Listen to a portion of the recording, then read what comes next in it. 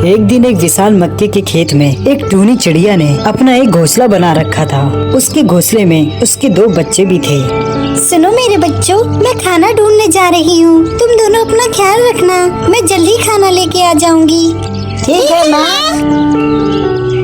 फिर टूनी चिड़िया खाना ढूंढने चली जाती है।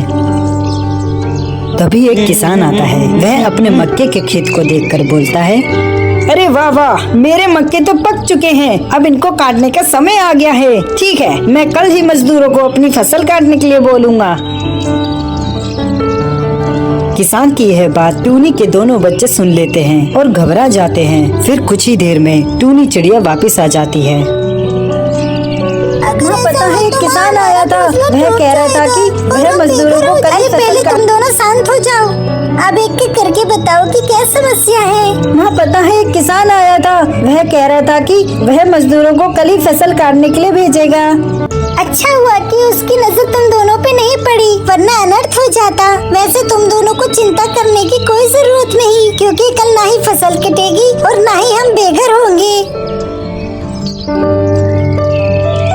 अगले दिन किसान आता है। वह फसलों को ना कटा पाकर कहता है, मैंने बेकार ही मजदूरों को अपनी फसल काटने के लिए बोला, कोई भी नहीं आया। मैं अब कल ही अपने रिश्तेदारों को फसल काटने के लिए बोलूँगा। इतना कहकर वह किसान वहाँ से चला जाता है और टूनी चिड़िया के दोनों बच्चे उसे जाते हुए देख लेते हैं। तभी टूनी चिड़िया वापस आ जाती है। फिर छोटा चिड़ा अपनी माँ को किसान की सारी बात बता देता है। माँ, आज फिर से किसान आया था और फसलों को ना कटा पाकर कह रहा था कि वह कल ही अपने रिश्तेदारों को फसल काटने के लिए भेजेगा। अब क्या करें माँ? अब कल किसान सारी फसलें कटवा देगा और हम बेघर हो जाएंगे। टूनी चिड़िया बड़ी निम्रता से बोलती है, अरे घबराओ मत मेरे बच्चों, कल भी कुछ नहीं होगा, कल भी फसल नहीं कटेगी। अगले दिन किसान फिर से आता है और फसलों को कटा ना पाकर बहुत गुस्सा हो जाता है। अरे रिश्तेदार तो सिर्फ नाम के ही रिश्तेदार होते हैं, सब झूठे हैं। मैं बेकार ही दूसरों पे भरोसा करता हूँ। अब मैं खुद ही अपनी फसल काटूंगा, वरना ये सारी फसल बेकार हो जाएगी। इतना कहकर वह किसान वहाँ से जाने लगता है। तभी उसकी नजर टूनी चिड़िया और उसके बच्चों पे पड़ती है। लो, अब इन पक्षियों ने भी मेरे खेत में अपना डेरा बना लिया। ये तो मेरी फसल बर्बाद ही कर देंगे। इनको तो मैं कल ही अपने खेतों से साफ कर दूंगा। सुनो मेरे बच्चों, अब तैयार हो जाओ, कल फसल जरूर कटेगी। अब हमें ये घोंसला छोड़कर दूसरे घोंसले में जाना पड़ेगा। हम कहाँ जाएंगे माँ? हम तो काफी छोटे हैं, हम उड़ भी नहीं सकते माँ। घबराओ मत मेरे बच्चों, मैं जल्दी कोई न कोई उपाय सोच लूंगी।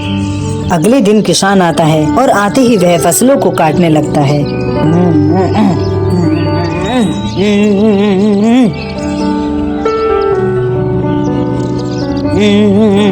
कुछ ही घंटे में वह खेत की आधी फसल काट देता है। चलो, आज तो आधी फसल काट दी, बाकी की फसल अब कल काट दूंगा। बहुत थक गया मैं, चलो अब चलता हूँ। फिर किसान वहाँ से चला जाता है। फिर छोटा चिड़ा अपनी माँ से पूछता है, माँ आपको कैसे पता कि आज ही किसान अपनी फसल काटेगा? अरे मेरे बच्चों, क्योंकि किसान 2 बार दूसरों पर निर्भर था, इसलिए काम होने की संभावना बहुत कम थी। पर जब उसने खुद से काम करने की ठान ली तो वह करके ही माना।